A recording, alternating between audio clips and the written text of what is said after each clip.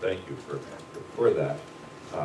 And was asked to talk about the sojourner, the immigrant, and how should we as a church welcome the immigrant. Okay, it's really nice when you got your title all set up like that. All right, so let's see. And there were 3 questions that were asked. What are other churches doing to serve immigrants? What are the steps needed to connect to immigrants? And is this a key part to Christ's mission? And I thought that I'm going to address them in reverse order for a couple of reasons. One is that if it's not part of Christ's mission, then why, as a church, would you even be worried about it? And also, that's the fun part to talk about. And if I just go off, I kept writing in my notes this morning, tell this story, run off here. So if I don't get through everything, I don't get to what other churches are doing, but I'll get to keep the good part. Okay. All right, so we've got to start, though.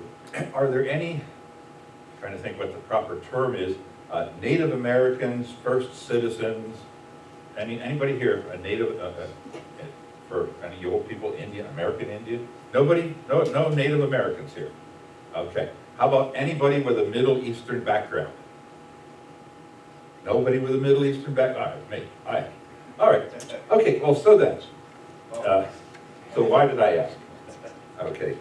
The first thing is that at some point in time, your family were immigrants. Think about that. Okay? All of us, because I was not American, Native American either. So at some point in time, all of our family were immigrants. Actually, my grandfather was an illegal immigrant across the Mexican border, and my father was an anchor baby, but he was Palestinian. So that's a whole different story that we won't go into. But the Middle Eastern part, why did I ask about that? Well, because if you embrace Christianity, what you're doing is you are embracing a faith base that comes from a different culture, a different background. That means in your history, one of your forebears, somebody crossed ethnic, cultural, language barriers to communicate the gospel to them. And so if we're right off the bat, if we're thinking about immigrants, there's a sense in which we all have that same heritage and that commonality. You know, you might see an immigrant dressed funny, talking funny, acting funny in the grocery store, and what in the world do you have in common with them? A whole awful lot, because you come from immigrants as well. And at one point in time, your forebears or ancestors were going through the same things they are now. All right, so the question, is this a key part? Yes. Is this a key part of Christ's mission? I'm going to start off by saying the Christian experience should enable us to identify with immigrants. Maybe we read the passage in 1 Peter 2. But you are a chosen race, a royal priesthood, a holy nation, a people for his own possession, that you may proclaim the excellencies of him. I shouldn't stand there, should I? Yeah. The rug is a safe area. The rug is a safe area. Okay. I'm always pushing the boundaries. I keep 1 foot right. All right. If I lean this way. Where were we? That you may proclaim the excellencies of him who called you out of darkness into his marvelous light. Once you were not a people, but now you are God's people.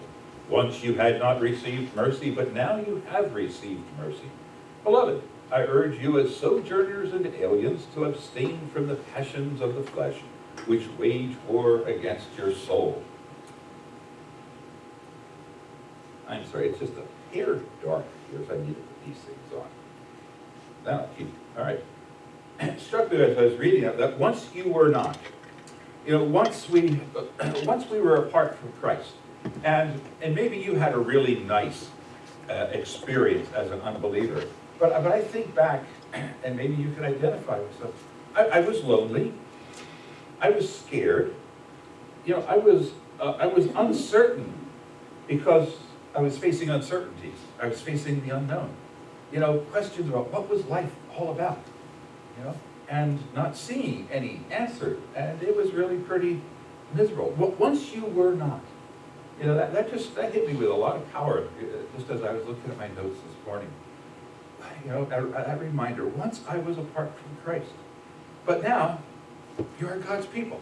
All right, God was able to intervene into the life of a skeptic, of a unbeliever, of somebody who really was a mocker of Christianity, and change it. Ooh, once you were not, but now you are. You know, and I think somebody once said, boy, you guys are going to go work with Muslims. Aren't they hard people? And I thought, well, perhaps. But, you know, I was a pretty hard people, too. You know, and most people that I know that are Christians, they were hard people, too. In fact, sometimes they say, well, tell me, who are the easy people? I'll go to them. You know, I paid my dues. I'll go to them for a couple of years. No. But God's able to do it. You know, how in the world could God enable us to cross, you know, language, culture, all these barriers that seem to exist? How could God enable us to do it? How could God work in that person's heart who seems to be so ignorant or so much animosity about Christianity? Well, once you were not, but now you are God's people. And he goes on and he talks about, okay, so we're supposed to act.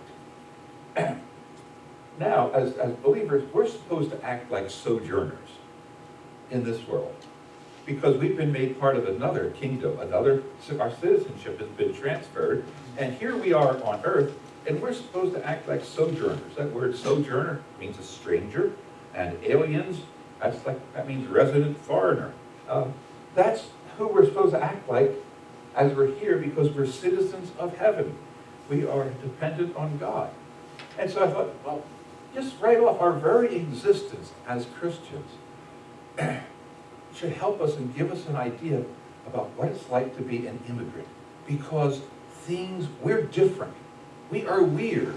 We stick out from our culture. If we merely are living in the kingdom of God. We do. People don't understand it. Why do you act like that? Why can't you do this? That's the same kind of things that immigrants go through. Boy, talk about your faith sometime out loud and in a public place. And you'll also understand what the mockery that some immigrants go through, because they sound funny. Well, you guys sound funny too. Because you don't talk. You don't use the same language. Yeah, okay. Don't need to beat that answer to that idea to death. But we're going to move on and say, okay, not only were we, have our Christian experience helps us to identify with immigrants, but there's an answer to that question from the Old Testament. Okay, here we are, Leviticus chapter 19, and I take my glasses off and I'll read. When a stranger sojourns with you, art stranger, resident, alien, foreigner, outsider, sojourns with you in your land, you shall not do him wrong. You shall treat the stranger who sojourns with you as the native among you, and you shall love him as yourself, for you were strangers in the land of Egypt. I am the Lord your God. And there's a couple of phrases that are really, really important that we just might even pick up on later on, about loving him as yourself, strangers in the land of Egypt, and I am the Lord your God. If I follow my notes, I might even talk about those things a little bit. When a stranger sojourns with you, that idea is repeated twice. When a foreigner settles in your area, that's what it's saying. When a foreigner settles in your area. And, there's different responses. Well, Moses tells us a couple of the proper responses, but Chuck mentioned Bridges Options, the group that we work with. We picked that name because when you're dealing with your changing community, foreigners and outsiders coming into your community, you have a number of different options on how you can respond. The first way is that, you can ignore them because they're different. In fact, I was speaking at one church one time. I said, anybody know any people from different cultures? Oh, no. I said, well, anybody get gas from the gas station 2 blocks from here? Oh, yeah. I said, well, there's a Sikh fellow. But what happened was everybody's just ignoring that. Oh, that's the safe way. How do we respond? We just ignore it. No, that's one way. Another way is that we can fear and resent. Now, I used to use the term, let me just borrow this for a second. This is my scarf, I wear it. Sometimes you respond to somebody like me like a dirty rag, okay? Now, I used to get in trouble with that without putting my scarf on. I can legitimately wear that, I'm Palestinian, all right? But, you know, you fear them or resent them. You know, you talk down. Oh, there are people, can't believe it, can't find this food that I want in the grocery store anymore because they have all that foreign stuff in there. You want to taste some foreign food, Karen brought some foreign candies along for you. But yeah, so we can ignore them and we can fear them, or we can build bridges of relationships so that we can communicate the gospel. That's where the bridges option comes from. All right, that's the biblical and healthy option. So, but Moses gives us some options, actually more than just options, they're instructions. First thing he says, don't do him wrong. Don't do them any wrong. Yeah, we tend to resent, there's differences, there's change, and you know, and all that kind of stuff. We might even say they smell different than we do. But guess what? You smell different than they do. And so everybody smells different. Well, we've got something in common. And it says, treat them as a native. Yeah, so it's not just, I'm not going to be negative, but treat them as a native. In other words, help them to fit in. Do what's necessary to get over barriers. I mean, they've got a different language and a different culture, but help them to understand and to fit in. Boy, I work with a bunch of Turkish guys, helping them learn English. And every now and then they apologize to me for their English. And I say, you know, your Turkish and Arabic is way far superior to mine. My English is a little bit better than yours. So we're all an even par. I just admire you because you're trying to learn English as a third or fourth language. Good grief. But you know, there's things that we can help them get over. Oh, I had one friend, he says, John, can I take you out to lunch? He said, I'll still want to keep doing our English classes, but can I take you out to lunch maybe every week, and we'll go to a different restaurant, because then you can show me and help me to understand the menu and what I can eat and what I can't eat, because then I can take my wife out to dinner. All right? That was, we don't think, I thought, yeah, guys, I'll offer to buy you lunch every week. I'll do it. But then it hit me, well, what it must be like going into a restaurant where you don't even know what the food is and what the different things are. What a hurdle that is. All right, well, treat them as a native. Help them to fit in. Help them to learn the survival skills that are necessary just for getting along, in life. A guy was telling me about an Egyptian friend of his who came to America for a longer holiday, and he rented a car and drove here. And he said, when he got back to Egypt, he asked him, how was it driving in America? He said, it was really, really difficult and dangerous. He said, why? He said, because they expect you to obey all the rules. Because in Cairo, when we were there were 3 lanes painted on the road, and I at one point counted 5 lanes of traffic, plus parking and pedestrians. And all you do is use your horn, beep, beep, beep. That means you can go anywhere. But that was normal. There weren't accidents or chaos in Cairo, because everybody knew that's how you drove. But this poor guy coming to America, man, what a hurdle he had. Help him, treat him as a native, help teach him those survival skills. Love him as yourself. And I think there it is. The idea is that we don't focus on the differences. We don't focus on the person's what we would consider as their inadequacies. We love them as ourselves. And I get along pretty well with my own inadequacies. I'm pretty gentle about my inadequacies with that. So if I'm going to love somebody else as myself, then I've got to be gentle with their inadequacies or perceived inadequacies.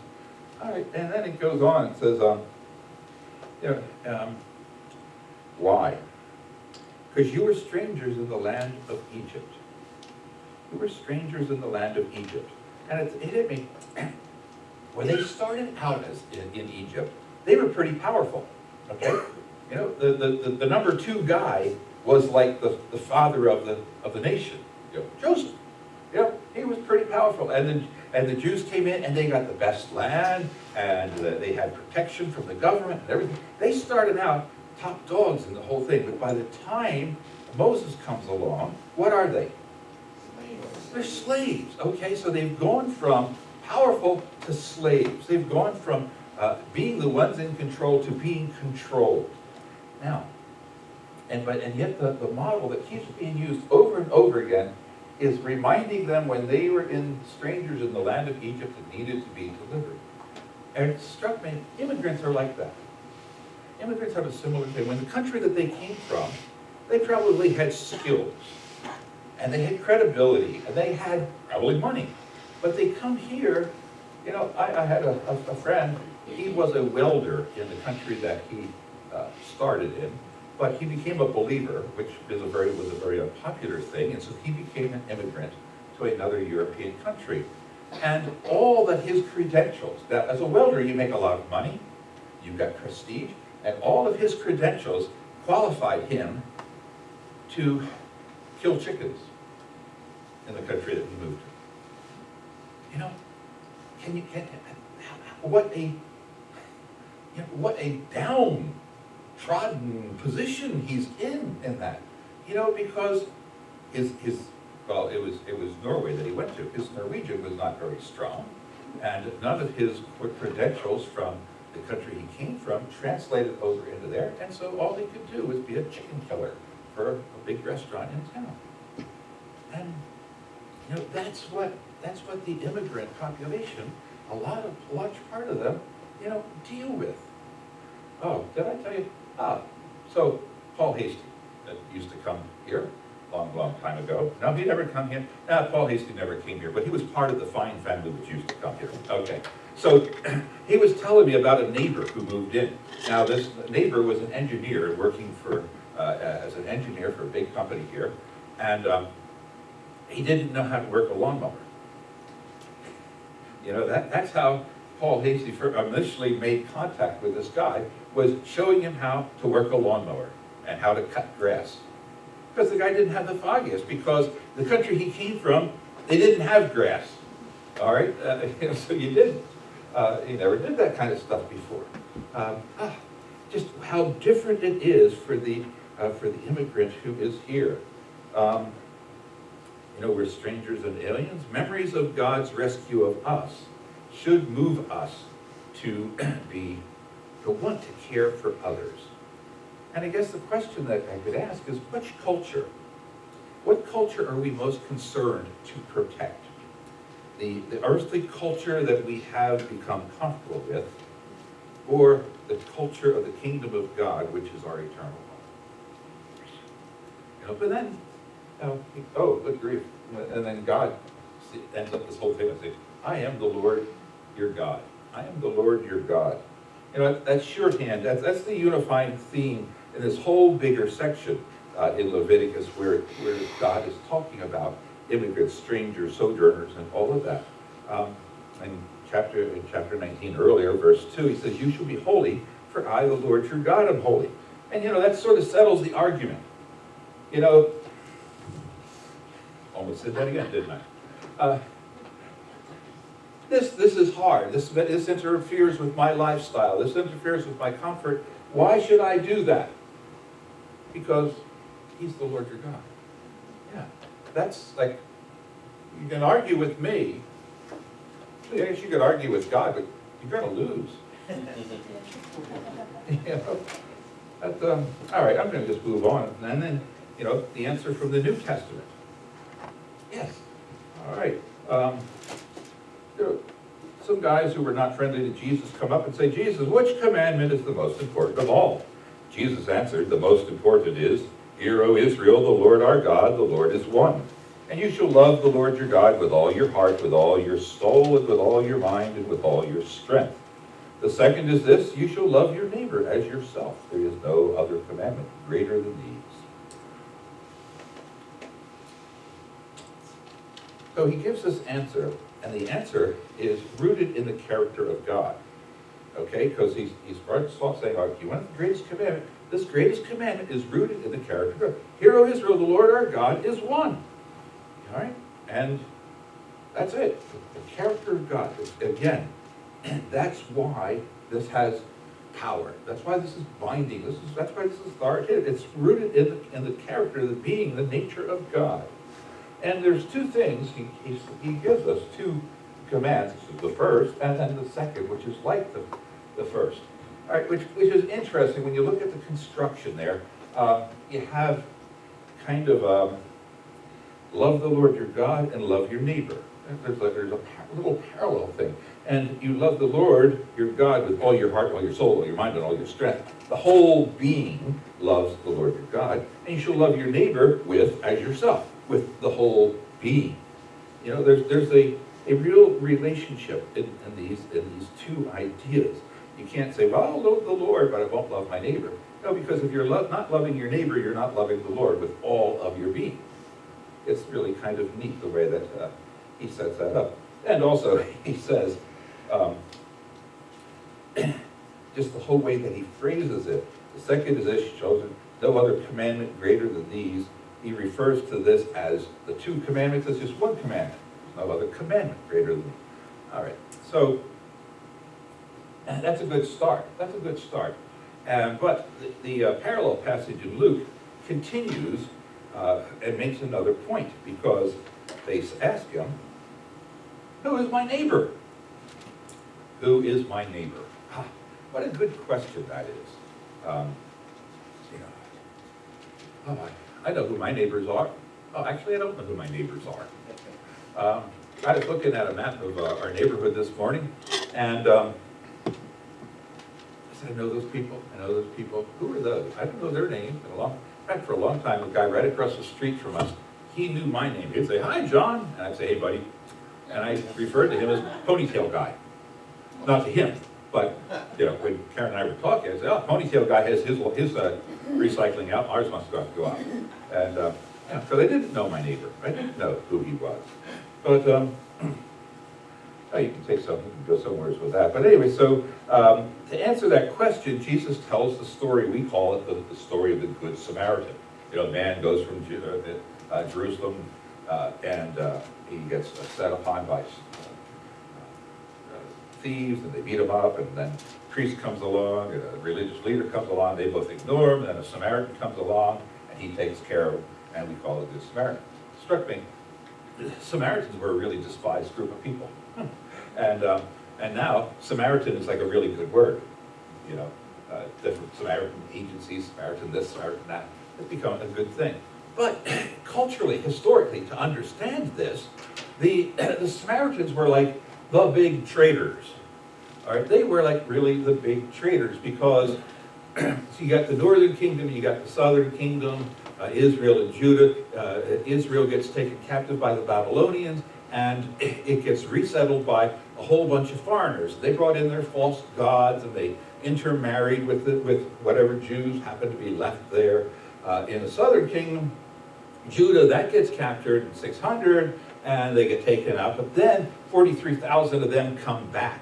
And those 43,000 that come back to Judah to try to reestablish the kingdom there, they run into a lot of opposition from the northern kingdom. And so they're always making trouble and everything like that.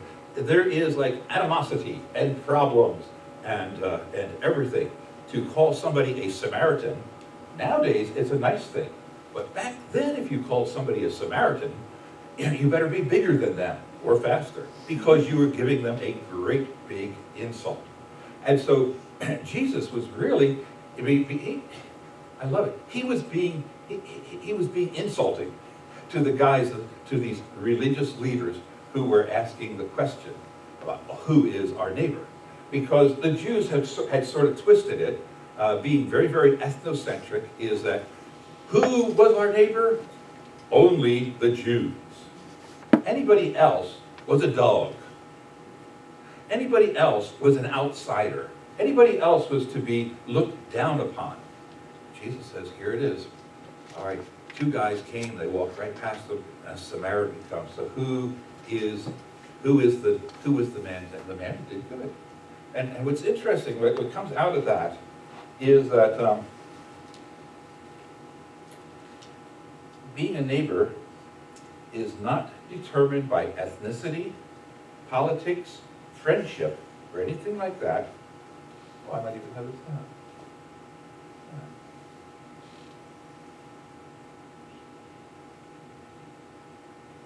Yeah, here it is. Being a neighbor is not determined by ethnicity, politics, friendship, but by proximity, their need, and your ability to be merciful. So, who is your neighbor? Look out the door. You want to go home? You know, who's the neighbor in your neighborhood? Well, that almost sounds silly, doesn't it? Open your door and look around. You know, who needs to be cared for? Open your door and look around. Loving the Lord your God. Yeah, here's what happens when I sit down and just talk. I gotta try to catch up on my notes here. But so loving the Lord, loving your neighbor. Now, it's not just being friendly with a person with the goal of converting them and then dropping them when it starts to look unlikely. Because, well, A, that's just the wrong whole idea of being a loving somebody. But how do you know when it's unlikely that a person's going to come to Christ? You know, one church called me up and said, we've been talking to these guys for a while, and it seemed for a while they were interested, but now they're asking hard questions, and so we don't want to spend time with them anymore because it doesn't seem like they're interested. Would you be like to talk to them? Yeah, I'm happy to. So with this guy, we started reading through the New Testament at his request. Can we read the Beatitudes? Or yeah, okay, we can do that. And then can we read this? Can we read that? Can we read that? Can we read in the book of Romans? And he says, okay, so what Jesus is saying here is that he had to be God, because if he wasn't God, then his sacrifice wasn't good enough to be able to get us forgiveness for our sins. So you sort of got that right. Karen's listening in the kitchen. She says, it almost sounds like this guy's becoming a Christian, and he doesn't know it. But this is, you know, he hasn't been, but he's moving. God is opening his heart to understanding things. This is the guy that other people had said, doesn't sound like he's going to go anywhere. So, but that's not loving your neighbor. It's just, you know, befriending them till you think that you can convert them and then dropping them. It's not just about being a nice person who tries to start a friendship with someone and then has to decide, how do you introduce the gospel?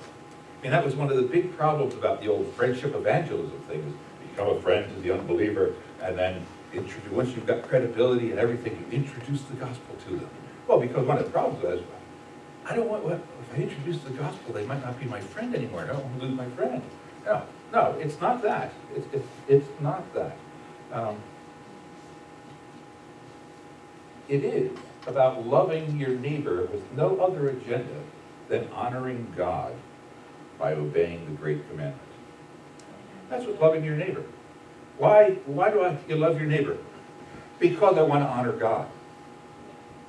You know, boy, and that, what a great answer is when somebody says, one of your neighbors says, well, why are you being nice to me? Well, you're a pretty miserable person, and so am I, but I want to honor God. No, you don't phrase it exactly like that. But why are you acting like, why are you like this? Well, because I want to honor God. I want to honor Him. That's, talk about opening up a thing, opening up questions for more conversation. You know, here it is. It's about living a life where Christianity is a vibrant reality that shows itself in all kinds of situations. You know, where it's, some of our guys we do English language classes. And right at the start, they knew who we are. For the first couple of people, it was because we would talk about Christian values right from the beginning in our classes. We wouldn't say, now for the spiritual part. No, it would just come out because we would talk about life, and I can't see much about life without the gospel coming in. So they were, but now they tell their Muslim friends about us and who we are, where we come from, and they come expecting us to talk with our values and the reality, and it does come out. And it gets respect for that. It's about, at the outset, about letting people know who you are and what defines you. All right. Loving your neighbor. Now, okay, so should be here. I should say, what are the steps needed to connect to immigrants? Okay, first thing, and this is really, it's really profound, okay? This is really, really profound. First step, meet them. Okay, meet them. Now that might, you know, where do we meet them? Like, they probably moved in your neighborhood maybe, or they're working in the shops, or, you know, schools, universities, international students, and all of that. And speak to them. And speak to them, because they're probably lonely. Well, what do I say? Well, all right, so we're in a store. Vic and I'm in a store, and Vic comes up and he sees me. He says, oh, that guy looks like an immigrant. How does he know I look like an immigrant? Well, you look at me. Do you see anything different on me than on other people, besides the fact I've got a microphone in my ear? Yeah, what? What do you see? Yeah, my clothes, and what else do you see? Oh, there's a flag there. Oh, well, what would I say to somebody that's a stranger I don't even know in the store? Hey, what flag is that? That's the flag of Palestine. Oh, are you from Palestine? Or why are you wearing it? I said, well, yeah, from Palestine. Oh, how long have you been here? Oh, what are you here for? Well, all of a sudden, you're acting interested and you're talking to the person. And you probably will be one of the first Americans that has ever asked them questions like that and showed the interest without having some, you know, other motive, like it's their job because they're part of the social services group that's helping them settle or whatever. But you're just a real plain old American who starts showing interest in them. Yeah, meet them, talk to them, you know, ask interesting questions and all of that kind of stuff. And understand them and their needs, okay? You know, we as Spirit-filled Christians, we know what their real need is. Their real need is Jesus. But because Jesus is their real need, they don't understand that he's their real need. They look and they have lots of other needs. They have needs like you know, finances, they have problems with their family, health. You know, our one guy, his wife got pregnant. He says, how do I be a father? That was his need. You know, in America, how do I be a father? Turkey, he knew how to be a father. He didn't know how to be a father in America. And his family was all away. You know, what are some of their real needs? And begin to be helping them in it. I got a phone call one morning from a friend. He said, can you come and bring your wood finder? Okay. I said, sure. And I had to think, what do you mean by wood finder? Stud finder. Stud finder, exactly. And because I knew they just moved into a new house. So, yeah, okay, so I got my stud finder and my bucket of tools and went there. He had another friend, and the two of us, his perceived need at the moment was to hang up their big screen TV on the wall without having it fall on the floor, and to put together some flat pack pieces of furniture that they got from IKEA, because he didn't have the foggiest about how to do it. So we spent the morning doing this, and during that morning his wife spent cooking, and after we finished getting everything hung up and all of that, and meeting his perceived needs, then the conversation over lunch got really real, and they were asking all sorts of questions like, you know, what about this about faith, or how does your faith do this? Why do you think this way? What about Jesus? You know, they were asking all kinds of wonderful, wonderful questions that Americans never asked me and give me a chance to talk about. But it was because I tried to understand them and their needs, and I just opened up the opportunity. All right, third thing, see them as individuals. Sorry, that's so, but see them as individuals and not part of an anonymous group called immigrant. Why are you nice to me? Well, because you're a foreigner and an immigrant. No. You know, but as an individual, you're, well, we have a Chinese friend, and now he's Steve. He's Steve, and he's married. His wife lives in another country, and you know, but he's an individual, and because of that, he's got individual needs. You know, yes, there are some issues about that, you know, the generic kind of things, because he's an international student and all, but he's also an individual with his own particular set of, he misses his wife. He's trying to think about how to get his wife into the country. You know, those kinds of things. You know, it all might take some research. Might have to do some thinking and looking and say, all right, really, who could we impact? You know, down here it might not be just quite so hard. Maybe the research is going to be, who do we focus on, type of a thing. Says, oh, I have written, and I realize you can only do so much. So plan and focus. Yeah, you can only do so much. You're just one small group of people. And if you even break that down, each one of you is just one individual person. So you can only do so much, but that's good. But realize that even though you can only do so much, you can still do something. Right? Realize that you can do something and help someone. Right? I'm just rushing right ahead now. So what are other churches doing to serve immigrants? Well, the first thing, okay, this is the Bible Fellowship Church from our Biblical Principles of Living, and we have an article in there on immigration. So the first thing that I suggest is have a statement, or at least an understanding of how you view immigrants, who they are, and how you view them. You know, well, I was going to say I really like this a lot, but I was on the committee that wrote it, so it's one of the most brilliant documents I've ever seen. But you know, we try to address, you know, in point one, significant.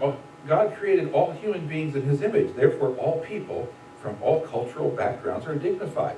Man, that really strikes a lot. I mean, here, the Bible Fellowship Church, I don't know if you know too much about us, but it historically was like Pennsylvania Dutch, you know, and if you're not Dutch, you're not much kind of mentality. Well, you know, well, boy, God says something different about with that, you know, and our statement now says something different. We're all created in the image of God, so there's all dignity for all. In point two, a reminder that Jesus spent time with those on the fringes of society. You know, we get from our kids a little bit sometimes, you know, Dad, you know, or even from our friends, is that, you know, is the FBI watching you guys? Because they're always hanging out with, you know, these people groups that Turkish and Pakistanis and Muslims, all of this kind of, you know, is the FBI watching you? Probably.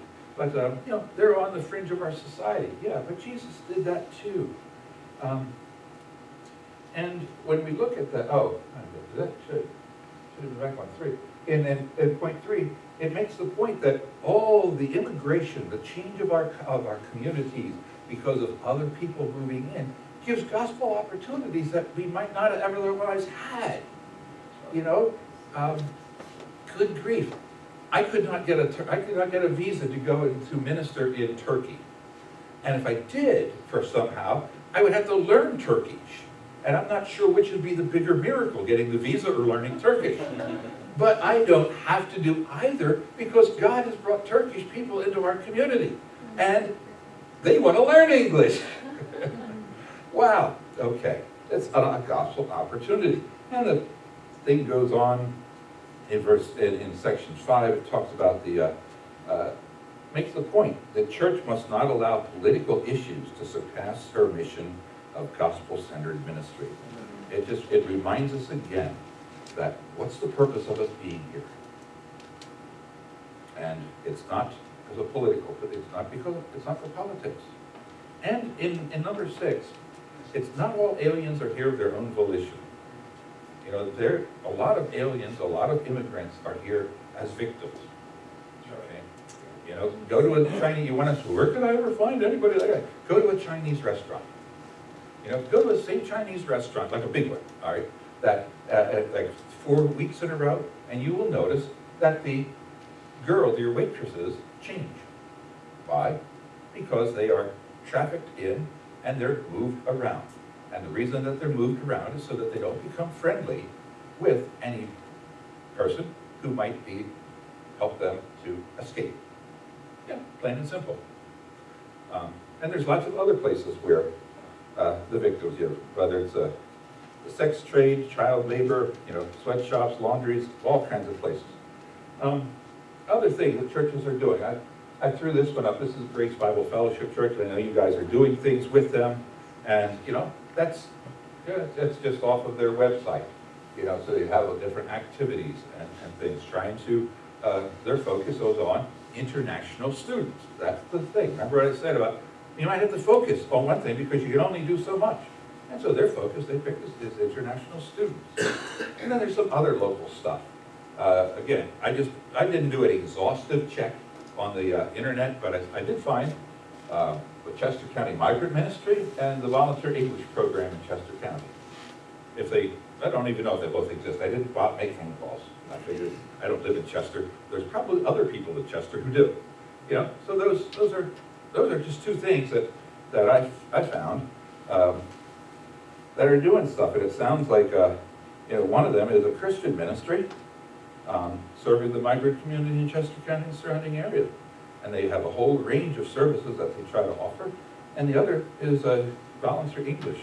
And wow, talk about helping somebody learn English.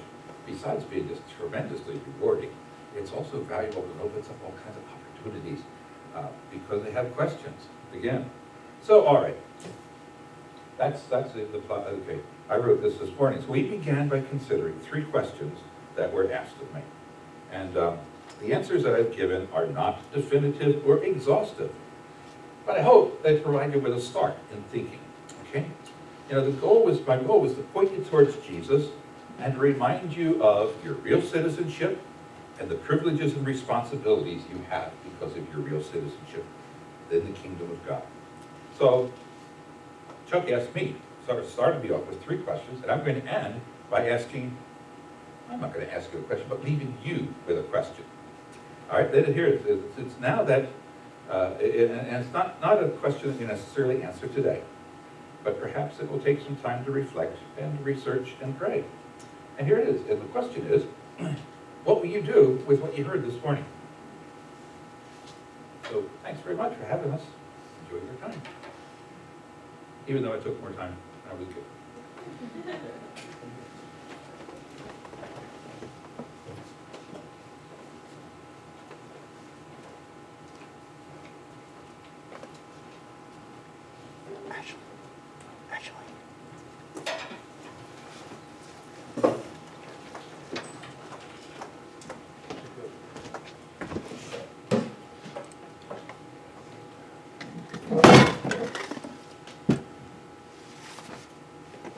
Can you turn off the clicker, please?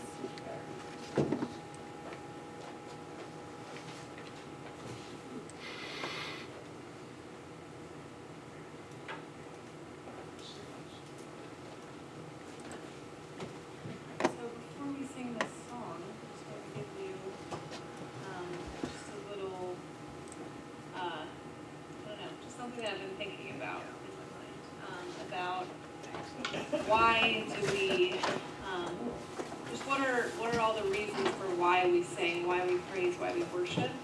And not only is it expressing our gratitude and expressing the truth and declaring the truth into this realm and over ourselves, but I think God wants praise and worship for us as a weapon. It's a prophetic weapon to speak things that aren't fully seen yet into the world and expecting victory to come thereafter. So praise comes before victory, and so this next song, Raise a Hallelujah, has just been kind of a declaration in my life through the storm, through the struggles, through whatever I'm going through, or my family or my friends are going through, and singing it even on behalf of them. So I just encourage you to sing this for yourself, but also for your community, for the country, for your neighbors, for the world.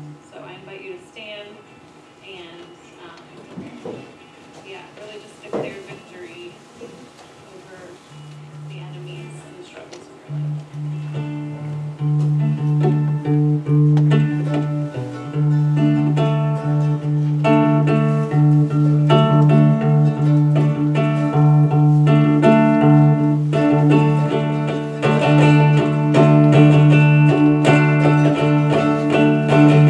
I raise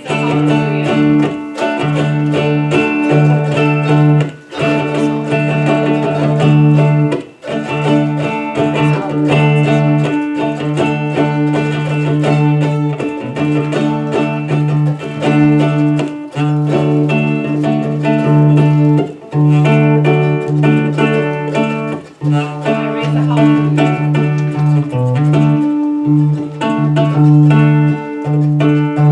I raise a hallelujah in the presence of my enemies. I raise a hallelujah